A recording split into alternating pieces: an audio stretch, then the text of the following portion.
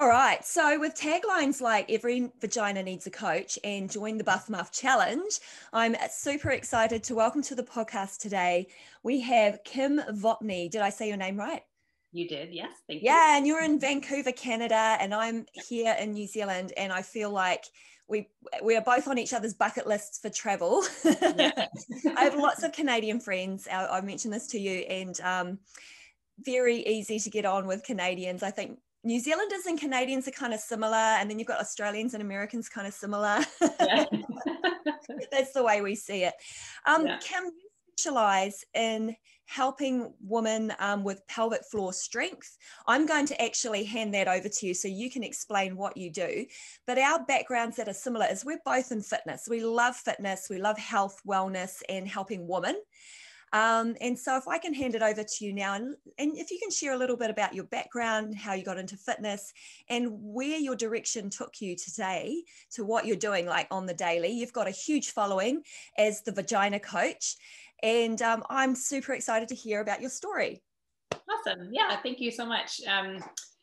So I think like a lot of entrepreneur people, it's never a straight path, and it was never really something that I completely planned. So I played sports as a kid. I always had a passion for health and wellness and fitness. After university, I became a personal trainer, and that's kind of where it started. So I worked as a trainer for a number of years. I taught fitness classes. I worked with everybody from, young people who were doing boxer fit classes all the way up to seniors who were doing, osteoporosis type classes in the water. And at the end of what became the end, I was kind of burnt out.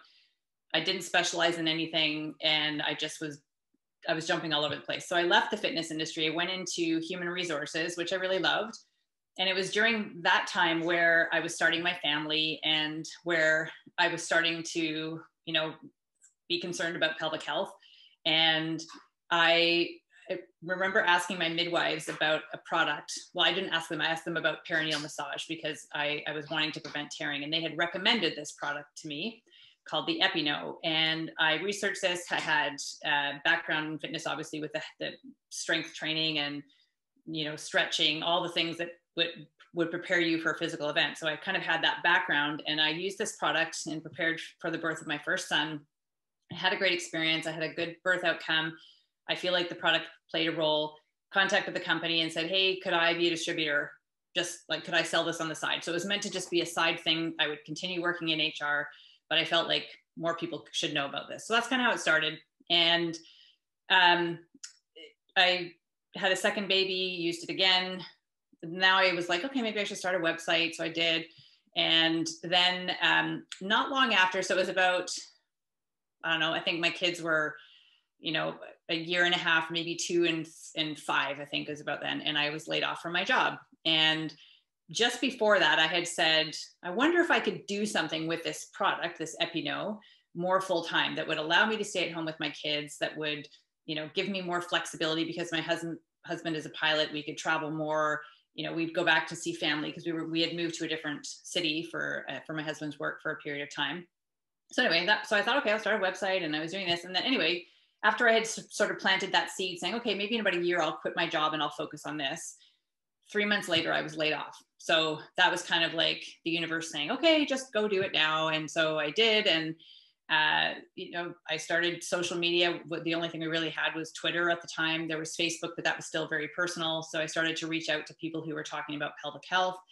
And I learned about pelvic floor physios. They started referring patients to me to purchase the Epino, which I now had a website for. I built an e-commerce store that was focused on pelvic health. And then I started a second business called Bellies Inc. And we were wanting to optimize postpartum recoveries. And we were recognizing the link between the pelvic floor and the abdominal wall. So that kind of took on its own life. And my e-commerce store sort of was slowly growing. I worked on Bellies Inc. And that kind of took over my life for a while. Wrote a couple of books, started teaching courses to other professionals. And that's kind of how it was this evolution, I guess.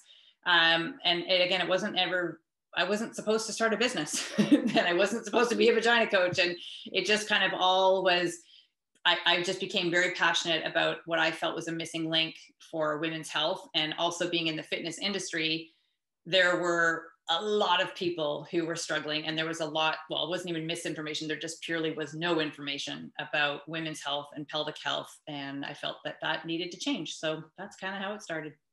Yeah, that's awesome. As you're talking, I'm remembering a couple of personal experiences. After I had my first baby, she's 16 now. It's crazy. Like that just flew. I was a body combat trainer for Les Mills and a body combat instructor. And the program was pretty high intensity, and it still is. It's a high intensity mixed martial arts workout. And I remember going back to a class to participate to kind of build my fitness back after about 6 weeks when I had the doctor's clearance. I had a natural vaginal delivery and I recovered really easily. Or I don't know what easily is. There's no scale, but for me, it was like, oh, it was better than I expected. Right. Yeah, so I didn't have any major tearing or any issues that I could see. But when I went back to that class, I was wearing this pair of black baggy pants because we were like martial arts style, you know. Yeah. And I was doing the class and the warm up, and into about track 2, there was a little bit of high knee running just to kind of get the heart rate up. And I was like, oh my God, I'm peeing myself. What the heck's going on? It was the very first moment that I was like, oh, okay, so this whole birthing thing really kind of messes up with things down there. And it was kind of embarrassing. Like I remember feeling like I was like 35. It was my first child. I was like geriatric pregnancies. But I was just sort of like really confused how, I don't know to describe it, loose or relaxed my pelvic floor must have been, and just not ready to get back to that level of exercise. So it was a light bulb moment, like, oh, okay, that whole Kegels thing, that's real. I've got to really get back into that. And that's all I knew back then. So we're talking about nearly 2 decades. I did manage to kind of rehab myself. I'm all about the science. I research things. I talked to a physio. And so I did some pelvic floor training, but I don't think it's anything near what you're probably offering today. But that's sort of my first experience with it. And I have a now experience, but I'll talk about that a bit later. That's very common for a lot of people. And I think that and myself included, where I was fit and I went into birth and I had a good experience and I came out, and I'm in the grand scheme of things, I had a few, I had hemorrhoids that was a little uncomfortable, but I didn't have any tearing. I ended up having internal tearing that I didn't know about, but I felt pretty good. And so then it was like, I had developed knee pain just before I got pregnant, and I had taken the pregnancy off of running, and I was I was dying to go running. And I remember going for a run at 2 weeks, and I was like, this does not feel good. I felt lots of heaviness. I felt like it just didn't feel good. So I stopped. Thankfully, I listened. But I think there's this perception that, well, you just had baby, like it's fine. It's so, the magnitude of all the changes that happen in the body are given no consideration. So, and because we have also kind of the green light, and if people are fit already, they think, well, if that's the norm, 6 weeks, and because I'm fit, then I must be fine at 2 weeks or 3 weeks. And so I think that it's very common for a lot of people to just be like, I feel fine. And we may feel like we have recovered and things feel okay. But when we start to load that system a little bit more with more intense activity, then it's kind of the body's like, hold on a second. And that's where some people pay attention to those signals and some people don't. And what I'm trying to, I guess, promote is, if we introduce the concept of the importance of pelvic health at a younger age, and if we had people understanding the need to prepare for birth, and if we understood more innately to recover, because right now it's kind of, again, like I was like, well, I can run at 2 weeks, and we don't necessarily honor that need to recover and to respect the need to heal. And, it just wasn't even considered. And so I want that conversation to happen earlier, people to appreciate it, but then also recognize that it's not just a period of time in life that we need to pay attention to our pelvic floor and then we're done. It's for our life. We go through, as people with vaginas, as women, we have menstrual cycles, we have hormone fluctuations, we bear children, the majority of us, we give birth, we go through menopause. Like, all of these things influence the pelvic floor a lot. And without the information, a lot of people are caught off guard, kind of like what you were. Yeah. Thanks for mentioning that, Kim. And actually just talking about pelvic health, I think a lot of the time we do focus on the pre and postpartum part of pelvic health. And that's kind of where the journey starts. And I've spoken of this a few times in podcasts. We have the period talk. And then, so there's in your life, we know that, you know, you're going to enter puberty, and then you're going to have children, or you may or may not, but there'll be that childbearing part of your life. And then it's like, what happens now? Like, we're only really starting to have these conversations, but they're not normal conversations. We're still smashing through the taboos around what happens after childbearing, of which is, you know, the third age, or menopause. Menopause is so medical, the name. I like the third age. And of course, I'm using the tagline sexy aging, because I don't feel like your life is done when you finish having kids, right? But I think probably more so, and I'm assuming more so, that you're having more and more conversations with women through their third stage around what's happening with their pelvic floor. So my personal experience is, I'm back in New Zealand. It's awesome. I haven't found a gym to train at yet, but I'm close, because strength training is really important to me. But I've picked up the running again. And part of that is to explore the beautiful parts of New Zealand. A pair of running shoes in my suitcase is easy. And I love being outside. And I used to run. I used to be a runner. So I'm kind of taking up the running thing again. But what I noticed is, and I don't know whether it's related to temperature or cold, or it's my dropping hormones, I am starting to get little episodes of incontinence again. So I can run for maybe 20 minutes, and then I have mapped it out so I know where the bathrooms are on the run. And luckily in New Zealand, there's like lots of them everywhere, and they're clean. So that for me is like, oh, how freaking inconvenient, you know, that I'm telling my husband, hey, look, we can only run this route because there's a bathroom here, here, and here. So yeah, what's going on? Help me. Yeah, it's very common. And you're right. So while I started my business working with pregnant people and trying to help them, you know, introduce the concept while they're pregnant about pelvic health and help them prepare their bodies and ideally, you know, prevent tearing and a lot of the things that women experience, more people are motivated to fix a problem that already exists than they are to prevent a problem that doesn't exist. And so, you know, even though I transitioned into a postpartum recovery business, it was more the people who had, you know, I gave birth 5 years ago, I gave birth 25 years ago, who were coming to me asking, you know, okay, I know you do this, but can you help now?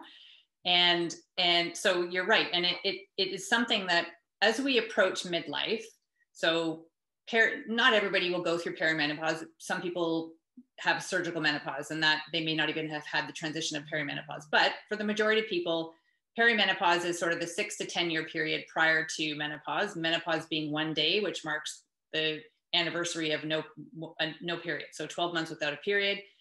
After that is postmenopause. So as we're approaching, we have all sorts of hormonal fluctuations, and there's often an imbalance between estrogen and progesterone. A lot of people have the term estrogen dominance. Doesn't necessarily mean we have more estrogen in our body. It just means the ratio between estrogen and progesterone is off. And those fluctuations in estrogen can influence many aspects of our life. And as we're getting closer to menopause, then we may not still have lost our periods completely, but there's this kind of steady decline of estrogen production. Within our pelvis, we have lots of estrogen receptors. And when we no longer have circulating estrogen, the tissues within the walls of our vagina, within our bladder, all kind of in around our pelvis, start to thin. They start to dry out a little bit. They start to, like, the vagina almost narrows. And so within the walls of our vagina, we have what's called rugae, or rugae, some people pronounce it. It's like folds within the tissues. And that's part of what helps us expand and contract for things like sex and childbirth. And as we approach menopause and we no longer have that circulating estrogen, those folds start to almost flatten out. So rather, some people refer to it like a pleated skirt becomes a pencil skirt. And that then also, up in the tissues of the bladder, the muscles around that help from, like with sphincter control, start to weaken as well because there's less circulating estrogen. So leaks may have happened before, or maybe they've just kind of been haphazard. But as we then have that decline, they start to scream a little bit louder. So the symptoms become more regular. And the important thing is it's very treatable. And the other important thing is kind of like recognizing the strategies that you're already doing. So you're planning your run around your bladder. And what that does is it gives power to your bladder. And we need to take back control. So there's a couple of things that we can do. There's bladder retraining, there's bladder diaries, there's hormone therapy, there's pelvic floor exercise, there's all sorts of things that we can do. But I just want people to know that it's never too late, even if you have been experiencing incontinence for 25 years, for 35, 45 years, even if you're post-menopause, 15, 20 years, it's never too late. You can absolutely make a change and you can take back control. Well, oh, that's really, really good to know. Are you happy to share a few tips with me?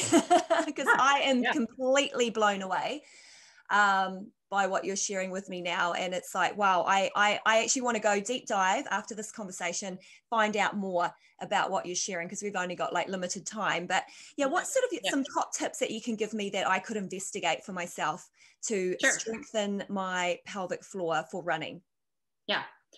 So when we have whatever activity we're doing, if we experience leaks, it is a signal the body is sending saying something about this, I'm not able to manage this, whether it's the length of time that you're running, maybe it's the cadence at which you're running, like the speed at which you're running, maybe it's your footwear, maybe it's, those are the main ones. So usually it's speed or endurance or potentially like capacity of the muscles to react in time. So usually pelvic floor muscles need to react in time and strongly enough to close off the openings if there's urine or pressure that could potentially lead to urine leaking out. So we need to work on a timing piece and we need to work on a strength and endurance piece. And so when I was talking about the length of your run, that's not what I mean about timing. That's more the endurance. What I mean by timing is the reaction time of the pelvic floor to close the openings off before those leaks can happen. Does that make sense? Yes. So usually what I recommend is whatever activity it is, jumping, running, even walking, doesn't really matter, but usually I'll say pull back a little. So alter it somehow. Okay, so you've planned it out, exactly at this time, that's usually when I start to leak and there's a bathroom close by. So then your endurance for the pelvic floor is say around that 20-minute mark. So you could go and you could run for a little bit less time and then call it a day. So not run beyond that point, just temporarily, just while you work to rebuild that strength and timing. Yeah.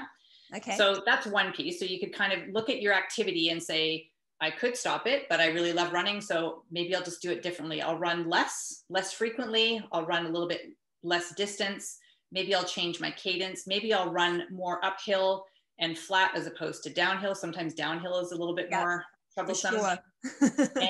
and then, so that's one piece. And then the other piece is the retraining we can do bladder retraining and we can also do pelvic floor muscle retraining. So I always recommend every single person, if you have a vagina, if you have a vulva, you would benefit from seeing a pelvic floor physiotherapist at least once a year. And this is something that I think, just like we go to the dentist once a year, go see the pelvic floor physio once a year and more if you need to. Have them assess your pelvic floor muscles for their ability to contract and relax. And then make sure that you put in an effort of a consistent pelvic floor fitness program. And the way the programs that I do incorporate posture, they incorporate breath, they incorporate pelvic floor activation and visualization, and then we bring that into movement.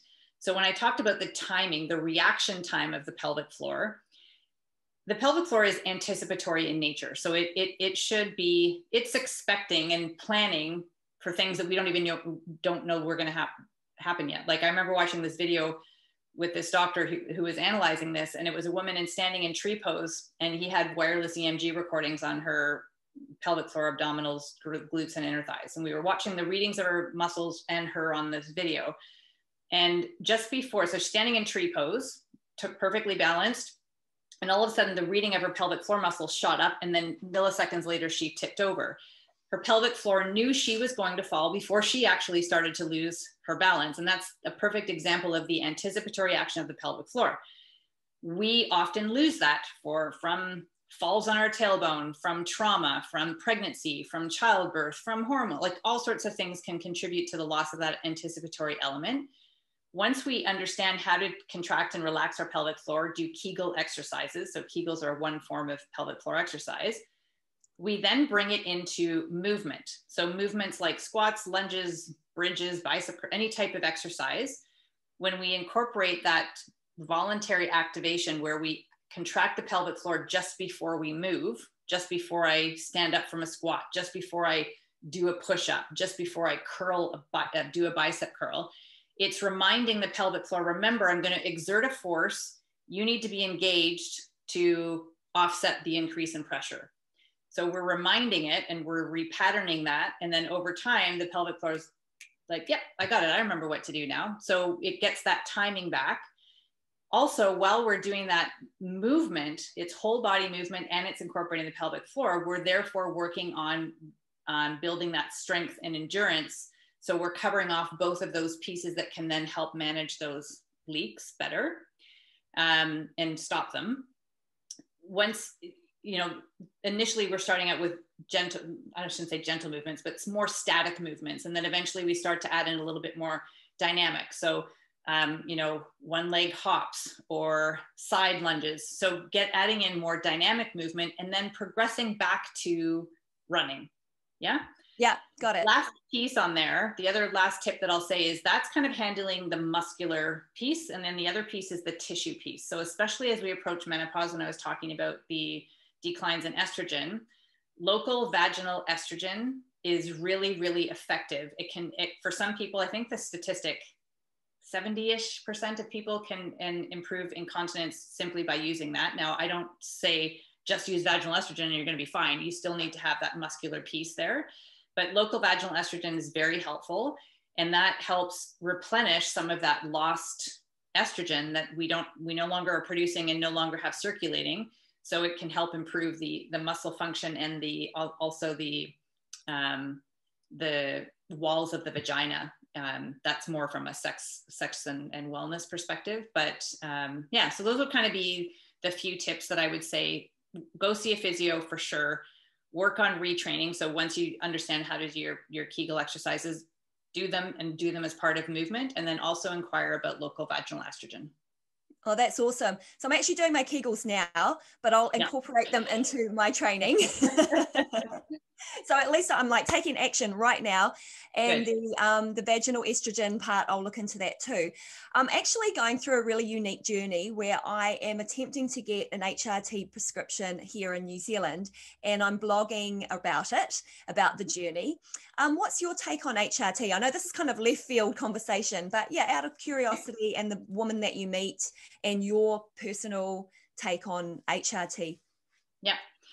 Yeah, it's so I'm not a hormone expert, but I will tell you that I've gone through my own personal experience with it. I've been doing a lot of reading on it because a lot of the people that I'm working with now are in that period of time where they're exploring it, potentially are on it, or may have fears around it. I know, so the Women's Health Initiative back from the late 90s created a lot of fear around estrogen. And so what never made sense to me was there's all these benefits of estrogen. Why, just because we stop having a period, does estrogen all of a sudden become dangerous? Like it just didn't totally add up for me. So there's a few great books that are out. The first one I read was called Estrogen Matters.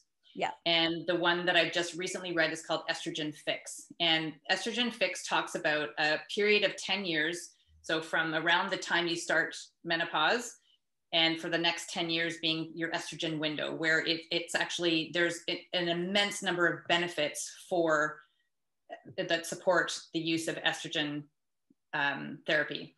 So bone health, brain health, heart health, vaginal health, skin health, like so many different benefits. And anyway, so I do believe that there is a place for it. And now there are some people who may have estrogen dominant cancers in their background or maybe have experienced it, that, you know, that's examined on a case-by-case basis. But there's even some research that is presented in the books that talks about some people who have actually benefited. So people with cancers who have benefited from it. So personally, I have benefited from it in my own body. I use vaginal estrogen. I also use an estrogen cream.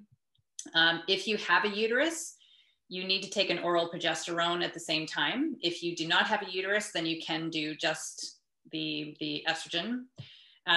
Local vaginal estrogen, so inserted into the vagina, does not have that same 10-year window. It could potentially be something that we take for life. It's more the either oral estrogen or the cream estrogen that would have that kind of 10-year window as far as research is pointing right now.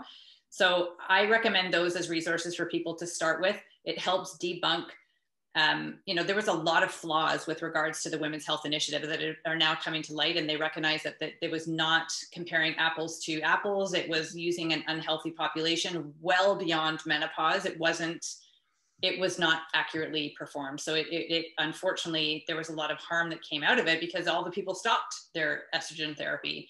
And yeah, they threw it out. Yeah, increase their risk, lots of more heart attacks and cardiovascular disease and dementia and Alzheimer's. I do think that estrogen can play such a valuable role in our longevity. So I would point people to those resources, and knowing that I've benefited and a lot of my patients, my clients have as well. Oh, that's so good to hear.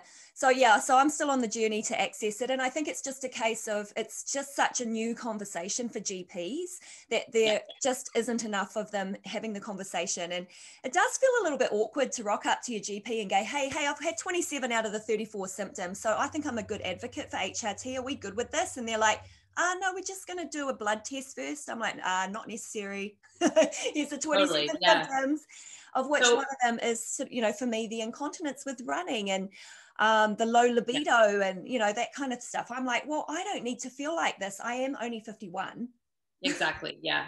I would take Estrogen Fix. To me, has more research presented in it. I would take that book even and say, I've been reading this book, and give it to your doctor to read, and even purchase a copy for them and say, because there's a woman who I collaborate with, and I forget, it was a Mayo Clinic study, and I believe it was 7%. Don't quote me on this, but she shares this stat a lot, that I believe it was 7% of the doctors that were surveyed feel adequately prepared to manage patients through menopause. They just simply don't have the training or the knowledge. So I think that a lot of doctors would be really grateful to have this, because it opens their eyes to other possibilities for people. Yeah. And the other thing to consider is there's a lot of functional medicine practitioners and naturopathic doctors who are able to prescribe, at least in Canada. So I don't know all the different regulations around the world, but working with another women's health specialist, potentially as a naturopathic physician. So I get my hormones, they're bioidentical hormones. There's also synthetic. So usually through a medical community, it would be the synthetic, and usually through naturopath, it would be the bioidenticals. And that's who I rely on for my hormone therapy. Oh, that's fantastic. Yeah, I'm still navigating in New Zealand, like what's actually happening. And it turns out that a lot of my friends that are a similar age as me have listened to the podcast, and they've been able to access some HRT. So I'm like, yeah, good on you, girl.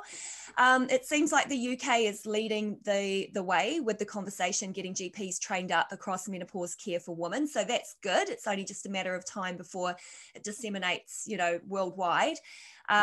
Yeah, I mean, we're at opposite ends of the world with the UK and New Zealand, but I feel like I'm tracking the info that's coming out of the UK, and I'm pretty excited about that, especially the longevity piece.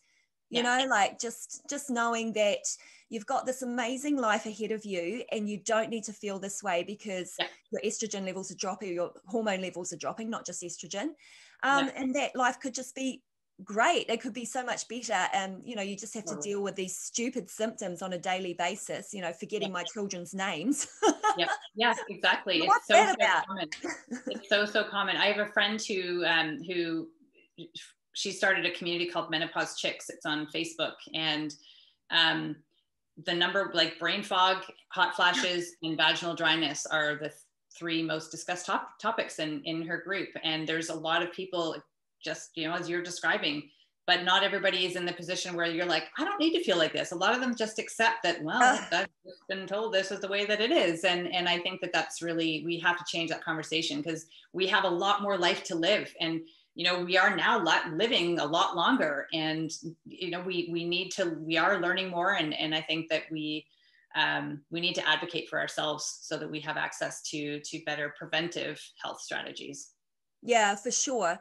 And another part is that we are that woman, that the army of women in the fitness industry, that there hasn't been anything that's gone before us to say this is how you train and this is how you deal Right. with this stage of your life, or this is how you embrace this stage of your life with these tools, with Right. with this is the medical part, and here's the natural part, and here's the training part, and here's the nutrition part, and everything is so separate, and it's a case of trying to pull it together and to live and breathe it and role model it as 50 plus women in the fitness industry.